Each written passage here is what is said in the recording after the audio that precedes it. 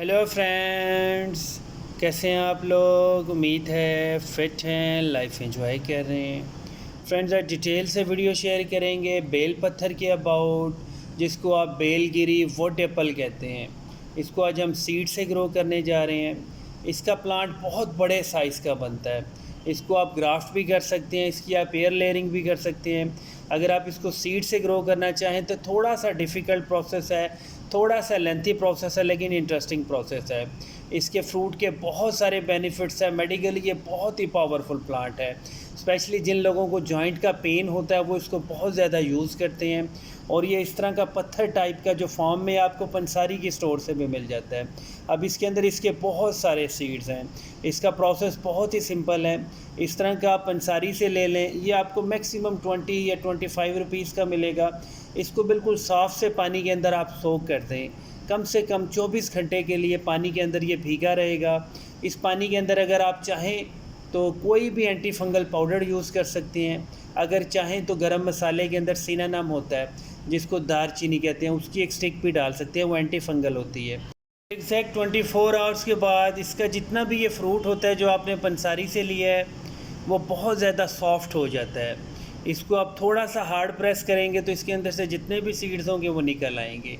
अगर आप चाहें तो जो सॉफ्ट सॉफ्ट सा इसका फ्रूट होगा उसको कट करें, उसका बहुत सारा आप अंदर से उसका पेस्ट निकाल दें, उसके अंदर से आपको काफ़ी सारे सीड्स मिल जाएंगे।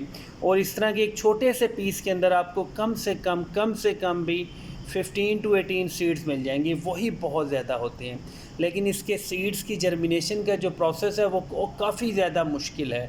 अगर आप 10 to 15 सीड्स ग्रो करेंगे, लगाएंगे, सो करेंगे, तो चांसेस होते हैं कि सिर्फ एक या दो आपके बेबी प्लांट्स मिलें।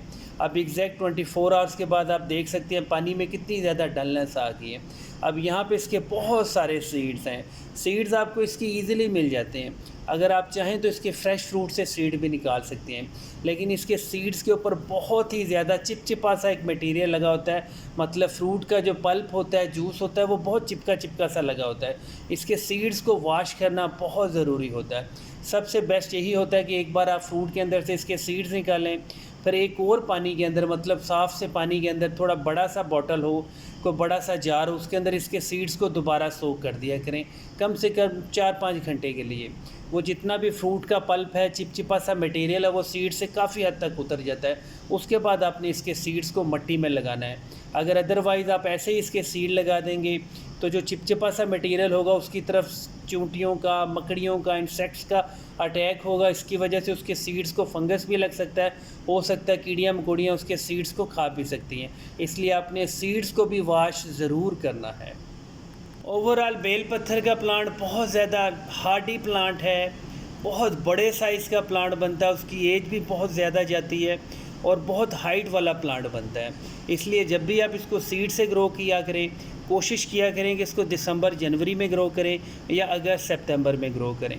अगर आपके पास कोई बड़ा प्लांट अवेलेबल है तो आप उसकी एयर लेयरिंग अगस्त सितंबर में कर सकते हैं। अगर आप बहुत ज़्यादा एक्सपर्ट हैं तो दिसंबर जनवरी में भी एयर लेयरिंग हो सकती है। लेकिन ये प्लांट बहुत बड़े साइज़ का, आप कभी भी नहीं सोच सकते कि आप इसको गमले में ग्रो कर लेंगे। अगर आपको मार्केट से इसका प्लांट मिल जाता है तो वो ग्राफ्टेड प्लांट होता है। उसको बड़ी क्यारी में लगाएं तो आपका प्लांट कम से कम 8 से 10 साल के बाद फ्रूटिंग स्टेज पे चला जाता है। अब इस तरह का प्रोसेस आपने लाजमी करना है। आपने एक बार सीड्स को लाजमी वॉश करना है। अगर चाहें तो इसके सीड्स आप थोड़ी सी देर के लिए ड्राई कर सकते हैं। और एक बहुत ही सस्ता सा रूटिंग हार्मोन होता है, उसको कहते हैं वुड ऐश। मतलब लकड़ियाँ जलने के बाद जो राख होती है, ऐश होती है, वो भी हमारा रूटिंग हार्मोन होता है। इसको सीड्स को उसके साथ मिक्स कर सकते हैं और सीड्स को फिर गमले में लगा सकते हैं। जिस भी सीड्स को अगर ऐश लग जाए उसको कभी भी फंगस नहीं लगता, इंसेक्ट्स का उसको कभी भी अटैक नहीं होता। अब इसके सीड्स को हम थोड़ा सा ड्राई करेंगे। ड्राई करने के बाद कोई गमला लेंगे, उसके अंदर इसके सीड्स को एक एक करके सो कर देंगे।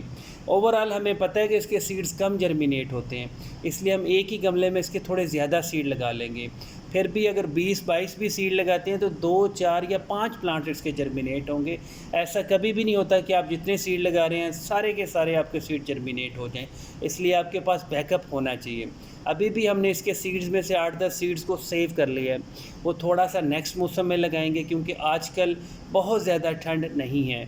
दिसंबर का मंथ है और बहुत ज़्यादा तेज़ धूप होती है।